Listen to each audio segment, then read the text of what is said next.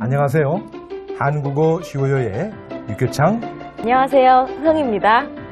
네, 한국 속담 중에 10번 찍어서 안 넘어가는 나무 없다 라는 말이 있는데요. 무슨 일이든 노력하면 된다는 뜻입니다. 혹시 열심히 공부하는데 한국어 실력이 늘지 않아서 걱정이라면 포기하지 마세요. 제가 한국어 공부를 해보니까 꾸준히 노력하면 그 시간이 결국 실력으로 돌아오더라고요. 그렇죠. 공부는 요령보다는 이제 꾸준한 노력이 최고의 방법인 것 같아요. 오늘도 여러분과 함께 열심히 노력해줄 두 분 나오셨습니다. 안녕하세요. 마리입니다. 안녕하세요. 글라디스입니다. 네. 오늘도 여러분과 함께 짝이 되어서 재미있게 한국어를 배워보겠습니다.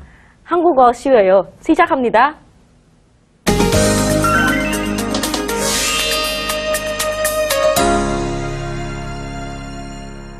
두 분은 한 달 중에서 가장 기다려지는 날이 언제예요? 남편 월급 날이에요. 저도 그래요. 그런데 돈이 들어오자마자 줄줄이 나가더라고요. 어느 집이나 다 마찬가지인 것 같아요. 그래도 버는 게 있으면 이제 쓰는 게 있기 마련 아닐까요? 그렇겠죠? 그래서 오늘은 소비와 절약에 대해서 이야기를 해볼게요. 어떤 이야기인지 보시죠. 어머니, 생활비가 조금밖에 안 남았어요. 벌써? 애비 월급 받은 지 얼마 안 됐잖아. 통장에 월급 들어오기가 무섭게 빠져나갔네요. 가계부를 보니까 이번 달에 주계금이 많이 나갔어요. 결혼식이 많아서 그럴 수밖에 없었잖니. 돈을 모아야 하니까 힘들어도 좀 더 아껴 써야겠어요. 그래, 나도 노력하마. 에바 씨가 시어머니와 생활비 이야기를 하고 있네요. 오늘 이야기 주제가 소비와 절약이니까 이야기 속에서 수입과 지출, 그리고 소비와 관련된 표현들을 알아볼게요. 네, 먼저 수입과 지출이 뭔지 알아봐야겠죠? 수입은 돈이나 물건 같은 것들이 들어오는 것이고요. 지출을 어떤 목적을 위해서 나가는 돈은 말해요. 에바 씨의 이야기에서 월급과 축의금이 나왔는데요. 이 두 가지는 수입과 지출 중에서 어디에 속하죠, 허영 씨? 월급은 한 달을 단위로 들어오는 돈이니까 수입이 되고요. 축의금은 축하하기 위해서 내는 돈이니까 지출이 됩니다. 네. 자, 글라디스 씨네는 수입과 지출이 어떻게 되세요? 내가 버는 거 하고 우리 신랑 버는 거 하고 쓰는 거 더 많은 것 같아. 버는 거보다요. 나가는 거 있잖아. 학원비도 나가고 보험비도 나가고 쫙쫙 다 나가요. 맨날 마이너스야. 마이너스 진짜. 적자. 마리아 씨네 지출과 수입이 어떻게 돼요? 저희 남편이랑 저랑 프리랜서다 보니까 그 열심히 하는 만큼 버는데 근데 수입이랑 지출이랑 거의 비슷해요. 두 분 다 평범한 한국의 보통 가정의 모습이네요. 네. 두 분이 말한 것처럼 이제 수입과 지출에는 이제 많은 것들이 있는데요. 수입에는 월급, 보너스, 아르바이트비, 연금, 이자처럼 집안에 들어오는 돈이 수입이 되고요. 그러면 흐엉 씨, 지출에는 몇 가지가 더 있을까요? 앞에서 축의금이 나왔었는데 결혼식 축의금이나 상가집에 낸 돈은 포함해서 경조사비도 있고요. 의료비, 병원비, 전기요금, 교육비가 지출에 해당됩니다. 우즈베키스탄이나 이제 가나에는 안 내도 되는 그런 그 지출이 한국에는 오니까 생긴 것들이 있을 텐데요. 우즈베키스탄에서 쓰레기를 버릴 때 그냥 한꺼번에 이렇게 가서 버리는데 여기 와서 음식 쓰레기 폰도 따로 사야 되고 뭐 이렇게 그 쓰레기 본드도 따로 사야 되고 그거는 좀 신기했어요. 그리고 우즈베키스탄에서 보험비 같은 거는 없어요. 네. 그 이유는 어떻게 되죠? 그냥 보험 회사 같은 거 없어요, 우즈베키스탄에서요. 네, 지금은 이제 조금씩 운전자 보험 이렇게 많이 조금 생기는 거 시작했는데 아직 이렇게 의료 보험 같은 건 아직 없어요. 그럼 병원비 많이 비싸겠네요.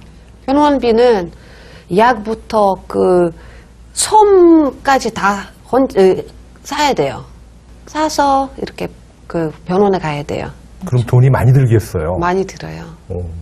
엄청 많이 들어요. 자, 이번엔 소비할 때, 즉 돈을 쓸 때 사용하는 표현들을 알아볼 텐데요. 자, 글라지스 씨는 계산할 때 주로 뭘 사용하세요? 카드요. 현금 없으니까 맨날 카드 긁어요. 저는 이상하게 현금이 있으면 많이 쓰게 돼요. 그래서 현금이 들어오자마자 바로 은행 가서 통장에 넣고 그리고 집 앞에 뭐 마트 같은 거 별로 없으니까 시장만 있어요. 시장에 가면 카드 안 되잖아요. 그래서 조금 이렇게 돈을 아끼고 나중에 사자 이렇게 하고 카드를 이렇게 자주 꺼내지는 않아요.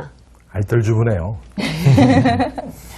자, 카드를 쓸 때도 두 가지 방법이 있죠, 원 씨. 네. 인시불로 사다, 할부로 사다입니다. 인시불로 사는 것은 돈은 한꺼번에 내는 방법이고요. 네. 할부로 사는 것은 돈은 여러 번 나눠서 내는 방법입니다. 예를 들면 2개월 할부는 돈을 2달 동안 나눠서 내는 거고요. 3개월 할부는 돈을 3달 동안 나눠서 내는 거죠. 두 분 할부 해본 적이 있었어요? 가장 큰 할부를 뭐가 있을까요? 나는 만약에 작은 거 사면 그냥 20불 해버려요. 우리 신랑 뭐 할부하는 거 자체가 싫은데 만약에 큰 거 예를 들어서 자동차 샀을 때 그때 할부하는 거지. 저는 가족끼리 우즈베키스탄이나 어디 이렇게 여행 갈 때 비행기표를 할부로 끊어요. 두 분 다 상황에 맞게 조절하면서 쓰시고 있는 것 같습니다.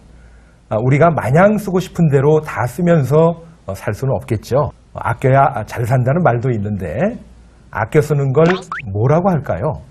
글라지스 씨. 아껴 쓰는 거? 적금? 적금? 아껴서 저축하는 거? 적금하는 거. 적금하는 거. 네. 많이 하시는데요. 절약하다 아닌가요? 절약하다. 네. 네, 절약하다입니다. 절약은 함부로 쓰지 않고 꼭 필요한 데만 써서 아끼는 건 말합니다. 한번 따라 해볼까요? 절약하다. 절약하다. 선생님, 너무 어려워요. 발음이 좀 어렵죠? 절약하다. 발음을 할 때 표기와 발음 간에 이제 차이가 있어서 그래요. 그래서 이제 표기대로 읽으면 절약이잖아요. 그죠? 근데 이제 그것은 표기대로 읽는 거고요. 발음은 자연스럽게 내야 되는 겁니다. 그래서 절약. 절약이라고 이제 발음을 하는데요. 절의 그 음절에 있는 리을 받침을 이제 뒤로 자연스럽게 넘기는 거예요.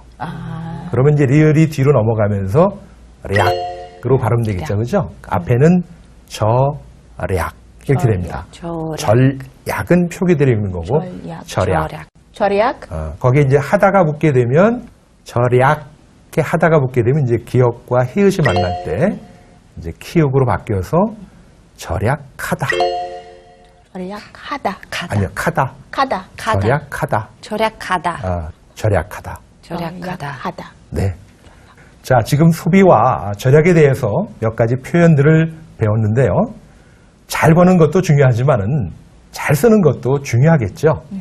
오늘 배운 것을 참고해서 여러분 생활비에서 수입과 지출을 잘 정리해 보세요.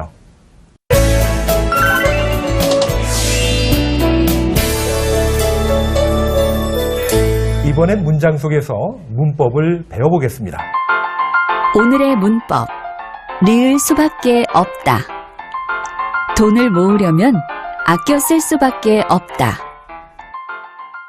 오늘 배운 문법은 돈은 모으려면 아껴 쓴 수밖에 없다에서 리은 수밖에 없다인데요.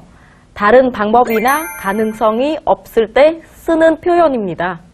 방금 나온 문장, 돈을 모으려면 아껴 쓸 수밖에 없다를 살펴보겠습니다. 이 문장에서는 돈을 모을 방법으로는 다른 것보다는 아껴 쓰는 방법밖에 없다라는 의미를 나타내는 건데요. 리을 수밖에 없다를 사용해서 돈을 모으려면 아껴 쓸 수밖에 없다라고 하는 겁니다. 자, 글라디스 씨, 다른 문장으로 한번 표현해 볼까요? 네. 시간은 없었어. 택시를 탈 수밖에 없었어요. 아주 잘하셨습니다. 탈 수밖에 없었어요 라는 표현을 썼는데요. 버스나 지하철을 타면 시간에 맞춰 도착할 수 없어서 택시를 타야 했다는 이제 그런 의미로 쓰신 거죠. 네. 네. 이번엔 마리아 씨도 한번 써볼까요? 현금이 없어서 계산을 카드로 할 수밖에 없었다. 자, 그럼 리을 수밖에 없다를 써서 문장을 완성해 보세요. 리을 수밖에 없다를 써서 다음 문장을 완성하세요. 흐엉, 왜 여행 날짜를 미뤘어요? 글라디스, 비행기 표가 없어서. 흐엉 씨가 글라디스 씨에게 왜 여행 날짜를 미뤘냐고 물어봤는데요. 자, 글라디스 씨는 빈칸에 어떻게 대답을 해야 할까요? 비행기 표가 없었어. 미뤄서 밖에 없었어요. 미룰 수밖에 없었어요. 아, 잘하셨습니다. 이번엔 또 다른 문법을 배워보도록 하겠습니다. 오늘의 문법. 기가 무섭게. 월급이 들어오기가 무섭게 빠져나가네요. 딱 우리 집에 있네요. 우리 집도 저래요. 우리 남편 만날 월급이 들어오자마자 이렇게 빠져나가니까 월급이 들어오기가 무섭게 빠져나가는 뜻이죠. 그렇죠. 어느 집이나 다 똑같나 봐요. 그렇죠. 그런 것 같죠? 지금 배운 문법은 기가 무섭게인데요. 어떤 일이 끝나자마자 바로 다음 일이 일어날 때 쓰는 표현입니다. 월급이 들어오기가 무섭게 빠져나가네요. 라는 문장을 한번 살펴보겠습니다. 이 문장에서는 월급이 들어오자마자 바로 이어서 생활비로 빠져나간다는 의미가 담겨 있는데요. 기가 무섭게를 사용해서 월급이 들어오기가 무섭게 빠져나가네요 라고 한 겁니다. 자, 글라디스 씨, 다른 문장으로 한번 표현해 볼까요? 생활비가 받기가 무섭게 쇼핑하러 가요. 쇼핑하러? 네. 돈 많이 쓰시겠네요. 네. 네, 아주 재미있는 표현으로 문장을 만들어 주셨는데요. 생활비를 받자마자 바로 쇼핑하러 갔다는 이제 그런 이야기였죠. 네. 네. 이번에 마리아 씨도 한번 해볼까요? 우리 딸 수업이 끝나기가 무섭게 친구들이랑 놀러 갔어요. 네. 자, 마리아 씨도 이제 경험에서 우러나오는 문장으로 아주 재미있게 쓰셨는데요. 수업이 끝나자마자 친구들과 놀러 간 상황을 기가 무섭게를 써서 아주 잘 표현해 주셨습니다. 네, 두 분